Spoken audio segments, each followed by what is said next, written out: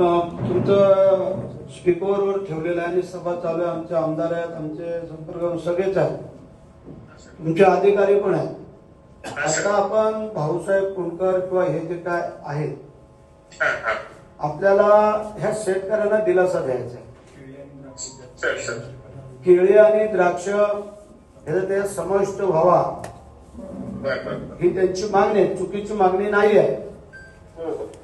तर आपल्याला ठोस निर्णय करायचा आहे आणि या 3 दिवसाच्या चालू अधिवेशनामध्ये मुख्यमंत्री, उपमुख्यमंत्री, कृषी मंत्री, आम्ही आपले काही आमदार या भागातले, या जिल्ह्यातले आमचे काही महत्वाचे लोक आणि तुम्ही सर्व, तर याची एक आपल्याला मीटिंग आयोजित करायची आहे. जशी परवा आपली आंब्याची मीटिंग झाली, तर त्या धर्तीवरती आता आपल्याला ती मीटिंग करायची आहे. चालेल सर, चालेल. पण याच्यावरती आता तुम्ही पण एक तयारी करा की बाबा आपल्याला द्राक्ष आणि केळीवाल्यांना कसं त्यात समाविष्ट करून घेता येईल. जर का अडचण असले, त्रुटी असले तर शेवटी सरकार आपण ते दूर करू शकतो. तुम्ही अधिकाऱ्यांचं ते व्यवस्थित प्लॅनिंग करा. चालेल सर, चालेल.